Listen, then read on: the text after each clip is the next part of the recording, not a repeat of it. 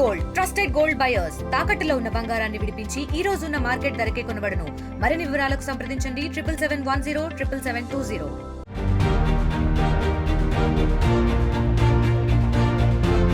ఏపీలో ఎన్టీఆర్ వైద్య సేవలు యథావిధిగా కొనసాగుతున్నాయి. పెండింగ్ బకాయిల చెల్లింపునకు చంద్రబాబు సర్కార్ గ్రీన్ సిగ్నల్ ఇచ్చింది. దీంతో networks hospital, AP super speciality hospitals association కార్యవర్గం సమ్మెను విరమించాయి.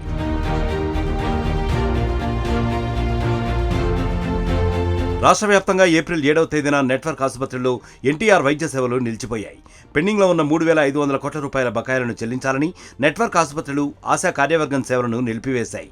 బకాయిలు విడుదల చేయాలని ఎన్నిసార్లు కోరినా పట్టించుకోవట్లేదని ఆరోపించాయి. పెండింగ్ బిల్లులు చెల్లించకపోతే మందులు, సర్జికల్ ఐటమ్స్ సరఫరా చేయలేమని ఆయా కంపెనీలు చేతులెత్తేస్తున్నాయని వాపోయాయి.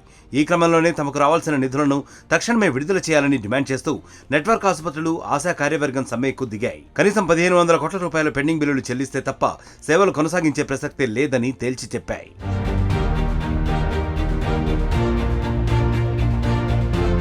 ఆసుపత్రుల్లో సేవలు ఎక్కడికక్కడ నిలిచిపోవడంతో రాష్ట్ర ప్రభుత్వం అప్రమత్తమైంది. వెంటనే AP super speciality hospitals association ప్రతినిధులతో సీఎం చంద్రబాబు అత్యవసర సమావేశాన్ని నిర్వహించారు. వైద్య సేవలు నిలిపివేయడంపై ఆరా తీశారు.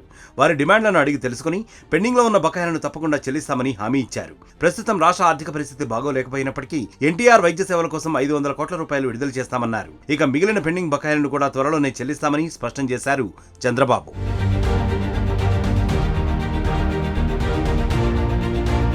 ఇక ఆశా కార్యవర్గంతో రాష్ట్ర ప్రభుత్వం చర్చలు సఫలమవడంతో నెట్వర్క్ ఆసుపత్రుల్లో ఎన్టీఆర్ వైద్య సేవలు పునఃప్రారంభమయ్యాయి.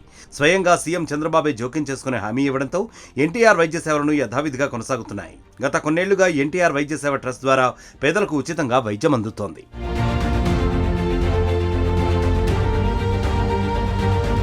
మరిన్ని వీడియోస్ కోసం ఛానల్ ని సబ్స్క్రైబ్ చేయండి. లేటెస్ట్ అప్డేట్స్ కోసం వాట్సాప్ ఛానల్ ని ఫాలో అవ్వండి. ఆ లింక్ డిస్క్రిప్షన్ లో ఉంది.